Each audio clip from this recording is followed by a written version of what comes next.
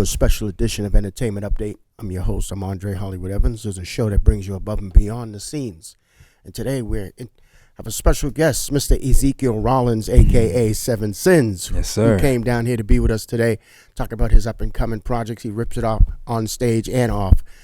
Brother's talented. He's got a lot of things going on. Give a warm welcome to Seven Sins. Thanks for being on the show, brother. Thank you, brother. Long time Finally, coming. Long time coming.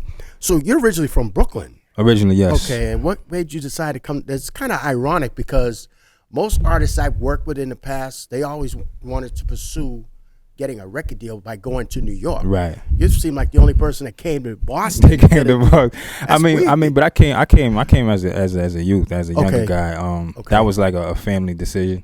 Mom, basically the neighborhood we lived in wasn't the greatest neighborhood. When she wanted to change, so we used to go back and forth because we had family in Boston already. Okay. So we used to be out here in the summers. So I was fairly familiar with the area and all of that. Then it was like, my mother, she ended up finding work in Boston. Like in the medical field. So she was like, well, we're going to make that move. Like officially, you know what I'm saying? So came out here, bounced around a little bit, Mattapan, Hyde Park. Like I was around, you know what I mean? Same here. And then, so I've been here ever since, man. Okay. Now you were signed with Street Felons, right? I was with Street Felons. I was with Street Felons some years ago. Yeah. We did that 1-2 thing with them. And then after Street Felons, like I cut ties with Street Felons, and then Pretty Poison had brought the mass movement that she was starting. Right. And I dug the idea, of course, and I partnered up with them for a while. And we did a few things, for the a lot of community things. That was a good run, you know what I mean? But then, I made the choice, part ways with that, and then just kind of do my own thing for a little while. And currently, I'm with I'm being represented by FMG Feta Music Group. Yeah. So I'm with those guys right now. Okay, cool.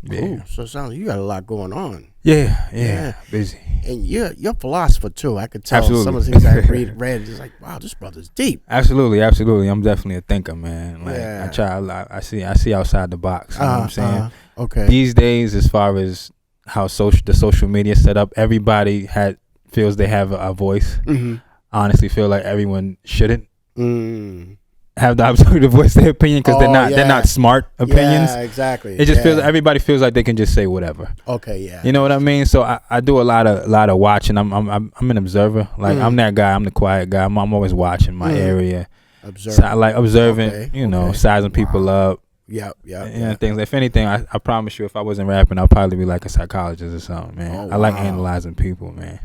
Okay. And mannerisms, the whole nine. Okay, so you're different. Absolutely. Not like every average, I consider myself to be.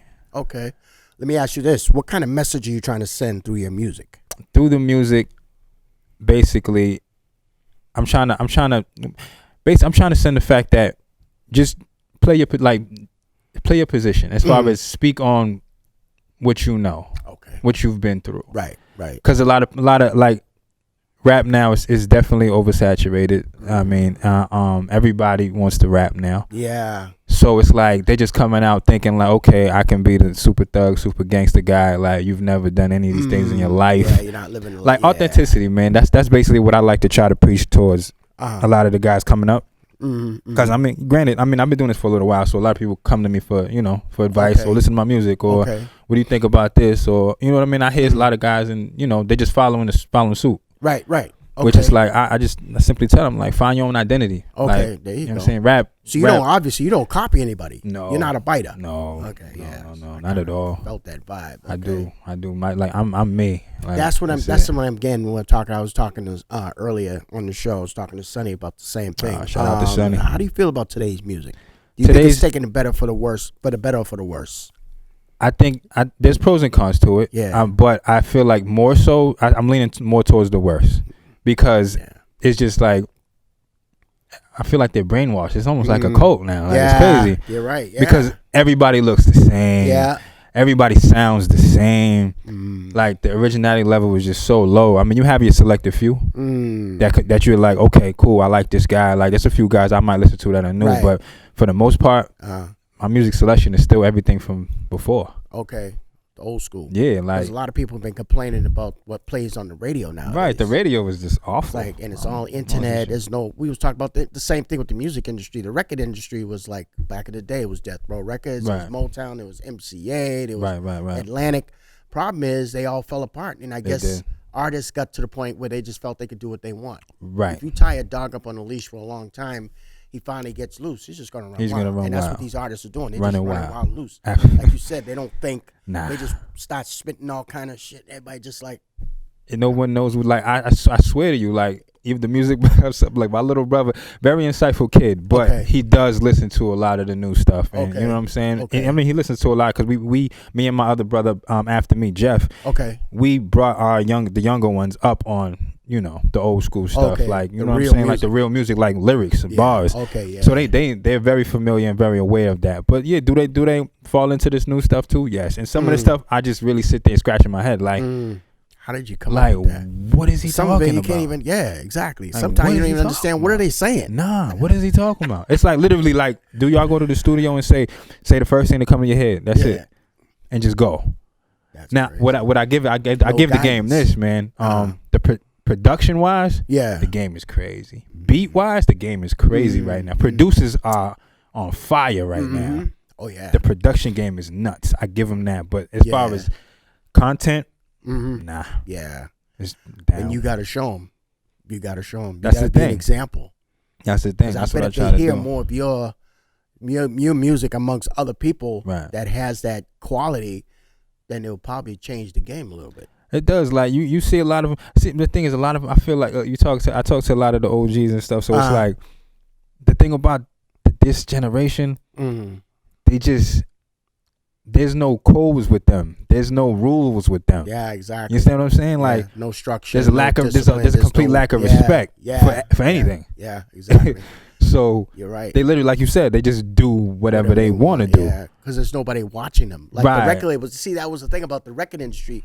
You had your image consultant, you had your road manager, you had your A&R, you had people guiding you, tell you how to look when you go on stage, how to present yourself, stuff like that. They taught you the business, but now that's all gone. Right, so, because of this social media and the internet. The internet. So it gives everybody access to everything. Exactly. So it's like, man, I don't need that. I could do that myself, which is cool. Yeah, in a way. But then again, you see the cons of it. You know what I'm saying? With a lot of these kids who just kind of run in and they bring their boy to, like you said, to play those positions of the consultant and the, you know what I'm saying? The people that had like experience in these things to mold you, to put you in the right positions. Now they get their boy around the corner, right, to do it. You know what I'm saying? Yeah. You know what I mean? So it's like, I don't know, man. What advice would you give to someone now for this one to pursue a rap? Not so much rap, but just singing. Period. Just as far as just getting into entertainment, man. Basically, just in general, just stay true to who you are. Yeah. Just stay true to who you are. Right. And don't let not having overnight success deter you from what you're trying to do. Okay. Because a lot of these young guys, they're way too eager. If it doesn't happen overnight, they're like, man, I'm like, nah. Man. Put in your work. Yeah. Put in your work. And like get like try to get on stage. Like get on stage. That's what I tell a lot of them too. Get on stage. Yeah. The stage is where you really show improve. Like studio's cool. You get your vocals doctored up. Yeah, of course. You get everything's done in the studio, right? Studio on whatever. But on stage is where you show improve if this is for you or not. Because I've seen a lot of guys who you're hot in the studio. Get on stage, it's a completely different act. Totally different. Like you don't know how to connect with the crowd. Like you're standing in one spot, looking frozen. You don't know how to engage. You know what I'm saying? Like it's the stage is a whole nother league. Like people are just staring at you and you don't know what to do. Yeah, you can't do that. You can't do that. Like I've seen it a lot with a lot of people who consider themselves like veterans. You know what I mean? That can't even work the stage right. It's crazy. Another thing your hype man. Please let that actually be your hype man. Don't have your guy behind you just standing there looking foolish. Like just get him off the stage. Yeah. He doesn't need to be there. And vice versa. Don't let your hype man be more hype than you. Yeah, I know, right? Right? Crazy. That is crazy.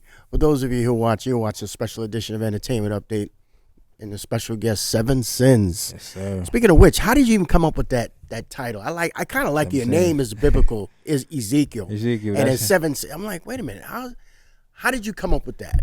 I was just curious. Well, 7 sins comes from just to make a long story short. It was okay. So my name prior to this was 730. Oh. And for those that the street term 730 means crazy. Okay.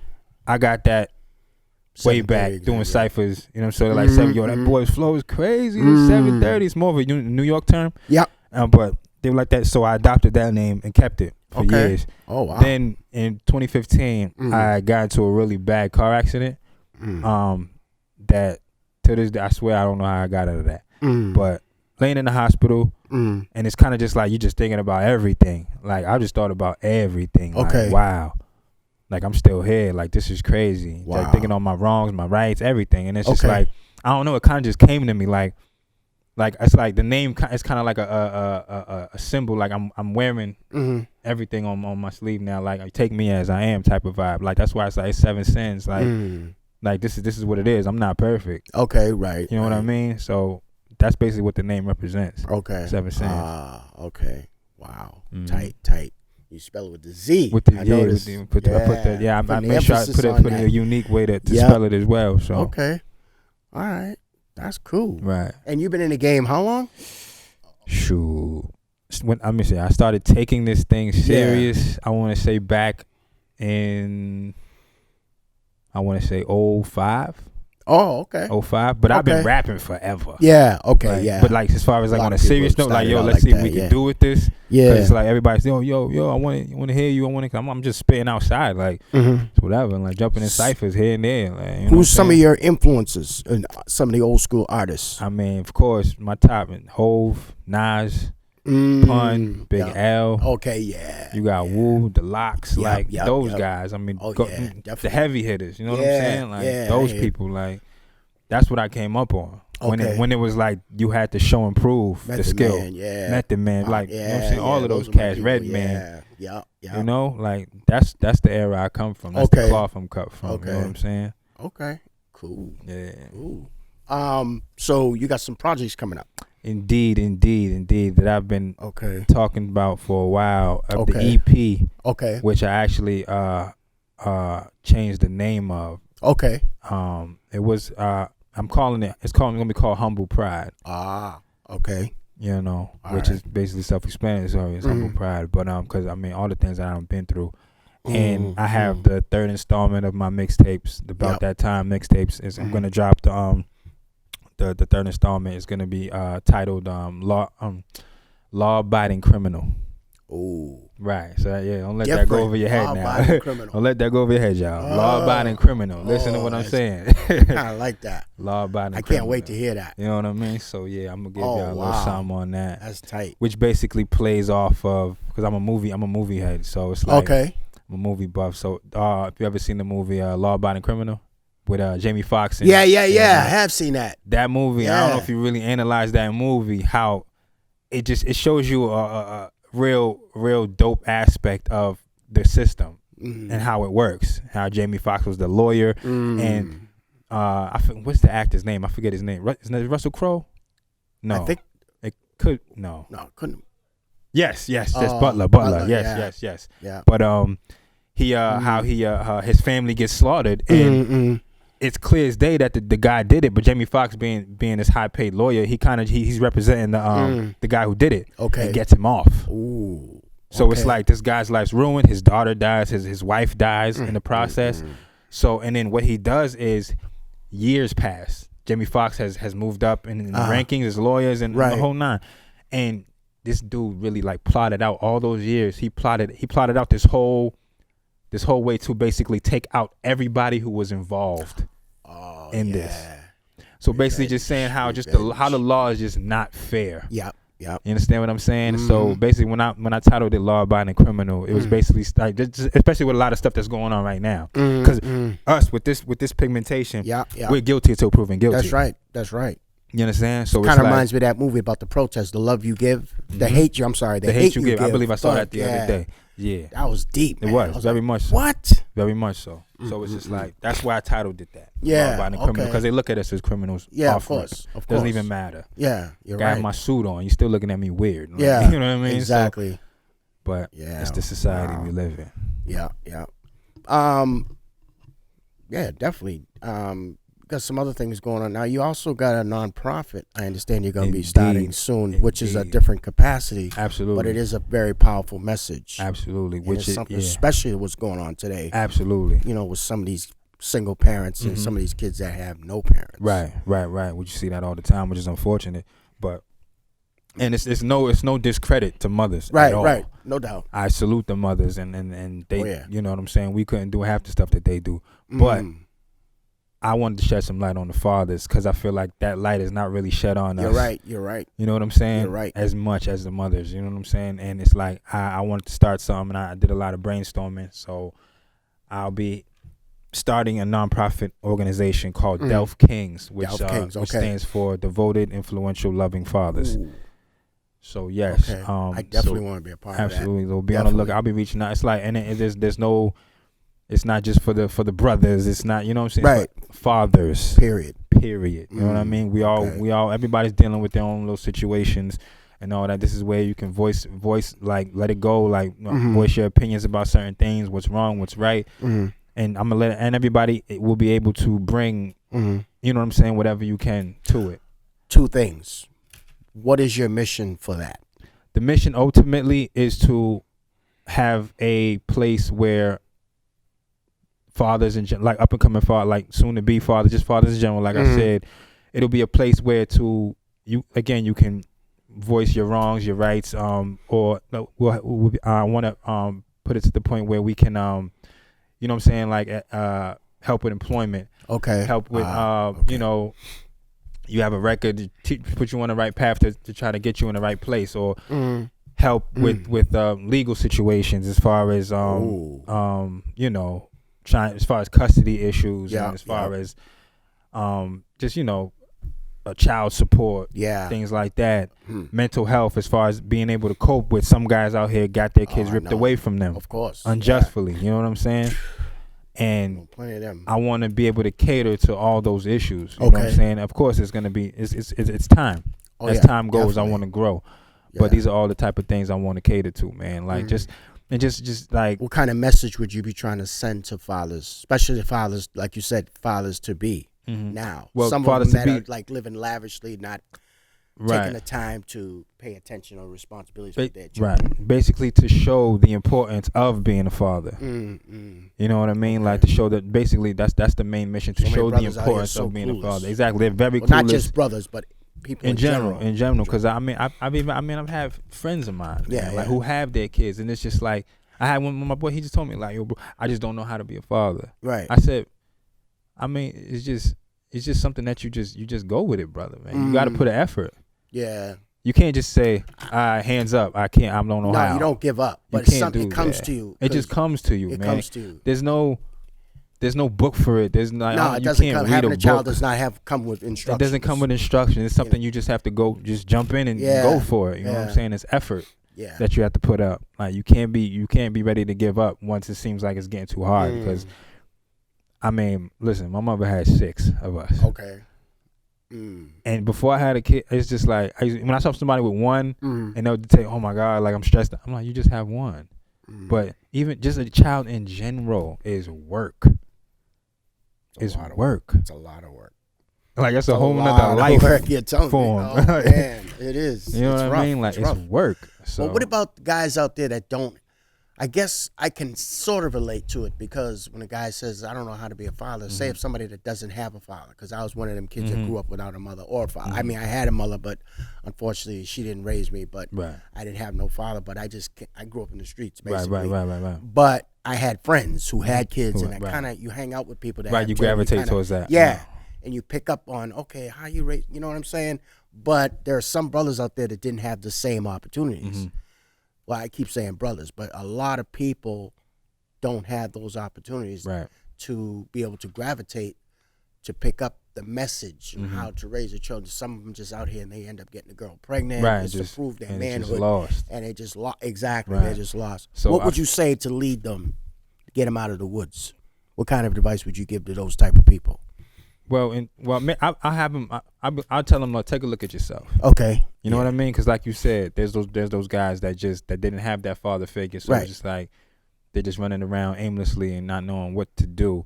So basically, I kind of just reprojected. Like, think about it. Okay. Like you bringing a life into this world, right? Right. Think about how that was for you not having that father figure there. Do you really want to play that over again? Yeah, exactly. You know what I mean? Like, That's you kind of just got to throw about. it back in their face. Yeah, you know yeah. Because nobody wants to be able to go through the same thing. Because everybody, I would think, would want what's better for their children. You would think that. Yeah. See, you would think that. Yeah. You would think a person who I don't want you to grow up the way I grew up. I don't want you to have. I want you to have more than what I had. You would think That's that'd be the first, mentality. Yeah. But it's like you got those guys that don't have that mentality, which is the crazy thing. Yeah. But then again, and the kids suffer. They suffer, and they then again, they perpetuate that same cycle. Right, and so it's just ongoing. I see it all the time. Yeah. But it's like but this is what I want my platform to be, the place where, because a lot of people feel like they don't have anybody to talk to about it. Because at the end of the day, we grow up what? You got to be tough. Yeah. Can't show weakness. That's right. You know what I'm saying? Yeah. And to some, it's just a sign of weakness to be like, man, I don't know what to do about having a kid, so I just run. Yeah. You know what I'm saying? Yeah. Like, you'd be surprised how much talking helps. Mm-hmm. A lot of these people. Yeah. Because a lot of people just don't know who to talk to, or feel like they'll feel weird talking about certain things. But I want this platform to be the free platform. You come here and just air out, man. Vent. Go ahead. Yeah. You had a messed up day. Go ahead.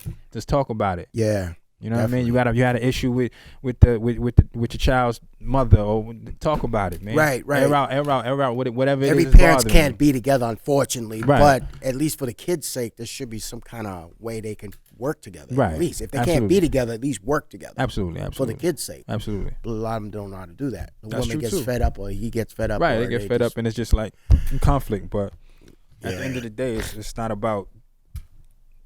It's not about you or her. It's about that child. Yeah. You know what I mean? Child becomes the boss of the house. You know, nutshell. That's something I picked up from Bill Cosby. I still laugh. I was watching the Cosby Show. There was a scene where this guy comes in. Yeah, keep him barefoot and pregnant. He says, no, the old-fashioned man is out. No, because when you have a baby, that baby becomes a boss. Pretty much. And I'm thinking, and it made me laugh, but then it started hitting me. Right. So the baby does cry at 3 o'clock in the morning. You're laying in bed. You got to gotta jump get up. up. Be like, You gotta get the up. woman's usually one. At a moment's notice. You know what I mean? It's like, oh, so now I understand. I picked up on that concept. It was just so funny the way he said it. Right. He had a way of dropping jewels on you. But make it like in a comedy form. You know what I'm saying? But that show is very, very, very influential. Though. Like, makes you laugh and makes you think at the same time. Makes you think, and I like things like that. But you've been watching a special edition of Entertainment Update. Our special guest, Mr. Ezekiel Rawlins, aka Seven Sins. For those of you who don't know, tell people where they can listen to find your music. Oh, indeed. You can find my videos on YouTube. That's Seven Sins. That's S7 VENSINZ. Pop that in the search. Videos will come up. You can subscribe to my page there. Also on SoundCloud. That's SoundCloud, www.soundcloud.com/7sins, same spelling. You can also, I believe, matter of fact, no, I actually took those down. But yeah, SoundCloud, both of my previous mixtapes are on there as well. Okay. You can take a listen to those, a few singles on there, and just a lot of new music on the way, a lot of new visuals on the way. Just stay tuned. Stay tuned. Stay tuned. Thanks for watching a special edition of Entertainment Update. For more information, log on to our website. That's thebeantv.com. Like us on Facebook. Follow us on Twitter. Thanks again for watching. I'm Dre Hollywood. See you again next week.